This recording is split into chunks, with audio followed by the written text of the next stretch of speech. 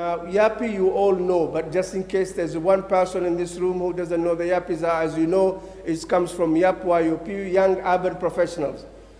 This started in America in the 80s, and there are millions of them worldwide. Many books have written about them. But I took that one step up, and I made it Yapi Muslims. So they're the same young urban professionals, but this is the Muslim group. Do they exist? They very well exist. Some people, the politicians call them the Facebook crowd because of the recent uprisings, but they are the same people.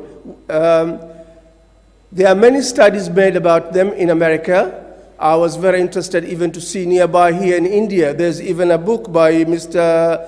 Arun Kumar was written recently. Myself, I've already spent more than 10 years studying this group, and that's how I wrote the book about them, Yapi Muslim.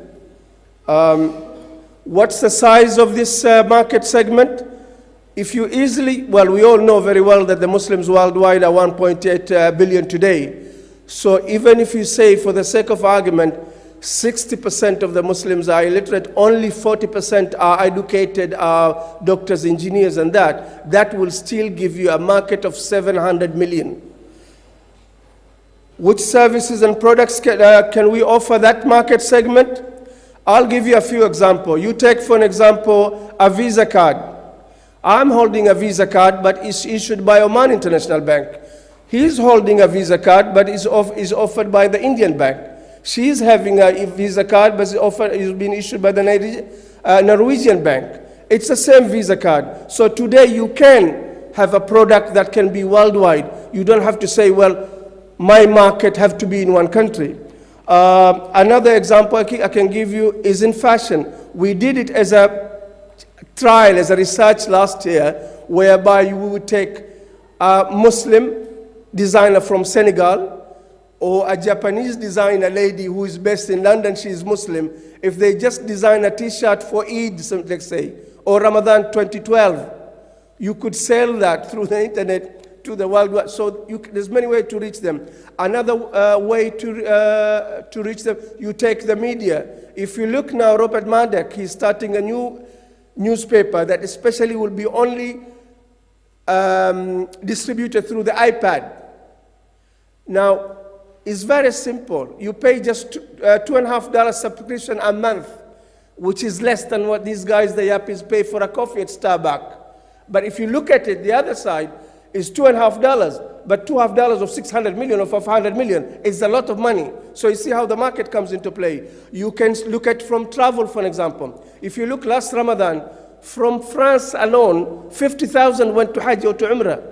Imagine the Muslims are the worldwide. So let's say somebody, for example, like Islamic Travel, makes a package for the Muslims in London or France, whereby they say, hey, listen, why you travel 8 hours just to go to Umrah? We will give you a stopover in Dubai. You do a shopping 3 days.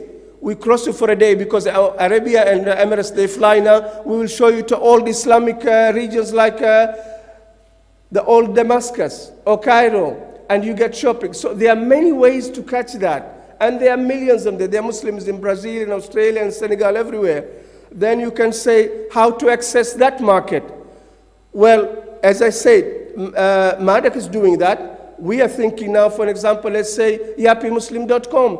You can have a website that all the Muslims worldwide, they can go to it, look, what's the new products, what's the new ideas. Here in Dubai, for example, we, Abram, are specialized in Islamic communities, marketing, research, PR for that. In London, for example, there's Unitas communication. So there are many ways to reach these people. There are many ways to access that market. You may say what tool or what language to use to reach that market or to interest that market. One thing about them, from the 10 years I've been studying them, you catch them easily for a bit within the social life, social in terms of the social networks of social issues. So corporations who want to attract this market, they will do very well to develop their social corporate responsibility departments.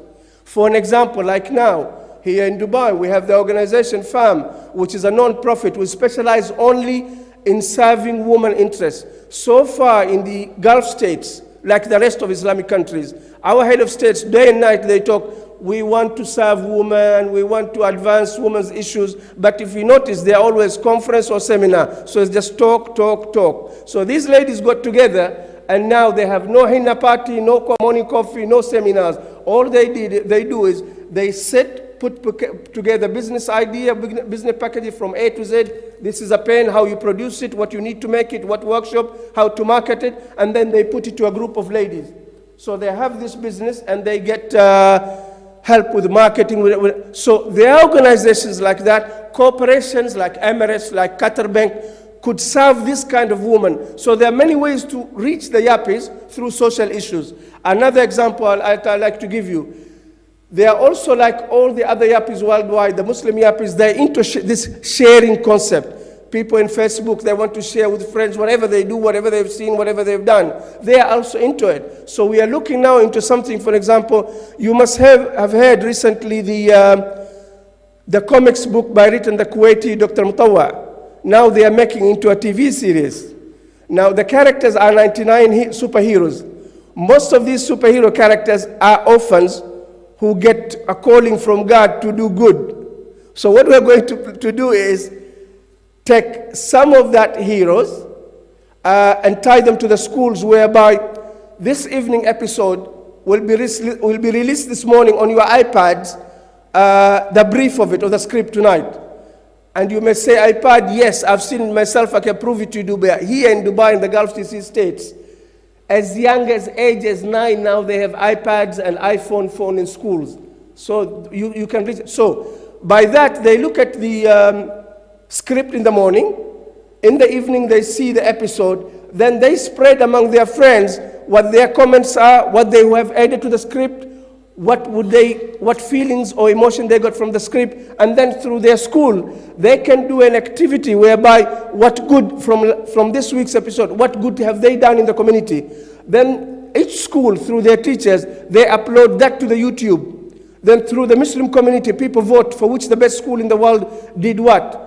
By winning, so this part of sharing. So now the airline, the big corporation worldwide, they can have audience, somewhat of as young, and that work well with their policy of catching them young. So there's a number of ways to reach that market, communicate that market, but I don't have time for it, so I'll just move on. How to deliver? Well, you can deliver products. You don't have to be there where in the country they are. We learn a lesson from Amazon. Amazon, little company in a warehouse somewhere, in a back of somewhere in America, is selling books to us all over the world. And we are paying for it. Particularly now with the new technology, even you don't have to use your credit card. You can pay now with your phone, from your phone, smartphone now. There's another way. Also, we can do franchising. There are many ways to reach that market. Okay, what influences the purchase decision of this market segment? One thing, for example, I studied well during the last month. They are like the young yappies in other parts of the world. The Muslims are the same.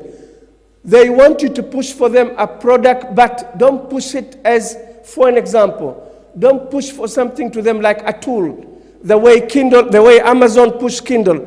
Amazon just push Kindle as a gadget for reading. If you look at Apple, Apple came with the iPad, particularly now the iPad 2, as a multi-purpose, something flashy, nice to have, handheld. So to them it's not a gadget. It is something they want to be part of it. If you look at the queues that were all over the world queuing to buy the iPad next morning, most of them said, I want to be part of it. So they want to belong to what they buy. That's one of the things that cuts them. The other thing is that they are like every others.